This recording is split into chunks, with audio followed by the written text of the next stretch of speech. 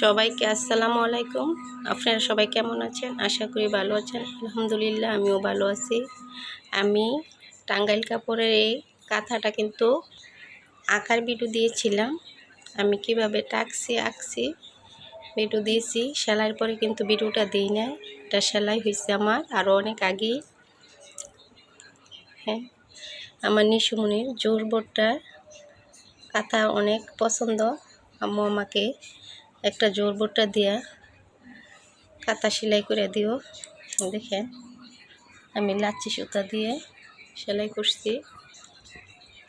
দেখেন নকশি কাঁথার থেকে কিন্তু এই জোর বোর্ডটার কাঁথাটি অনেক সুন্দর।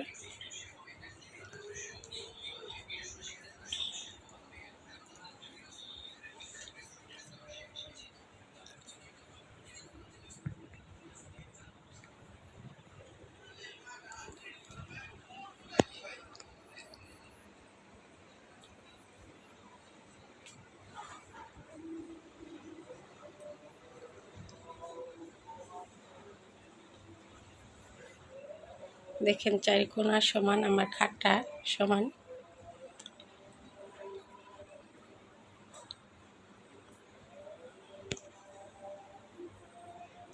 কাঁথা কিন্তু কি জোর বোর্ডটার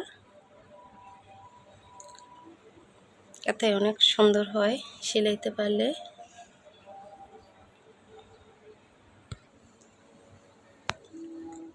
দেখেন অপর পিঠটা, এই যে এটাও একটা টাঙ্গাইল। আমার টাঙ্গাইল কাপড় আমার শাশুড়ির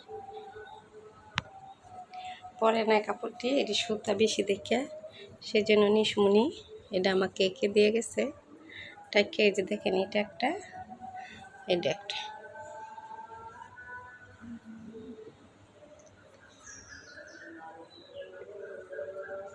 দেখেন এখানে আমার আরেকটা জোরবোর্ডটা,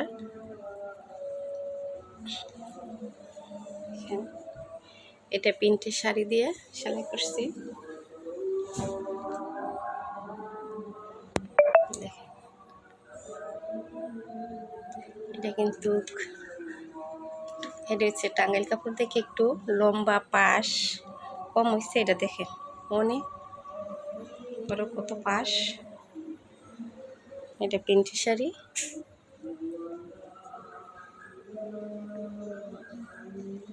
এটা আমি রেল সুতা দিয়ে সেলাই করছি। দেখেন নকশি কাঁথাতে কিন্তু এই নর্মাল কাঁথাটি অনেক সুন্দর।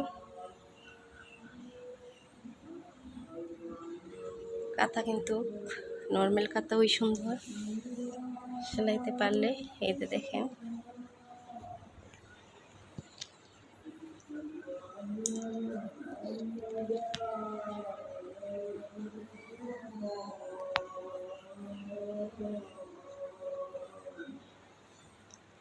এটা হলুদ কালো সুতা দিয়ে সেলাই করছি। এই দেখেন সাইডটি, এটা একটা প্রিন্টের শাড়ি লাল রঙের। এটাতে সেলাইগুলো ভালো দেখা যায় না।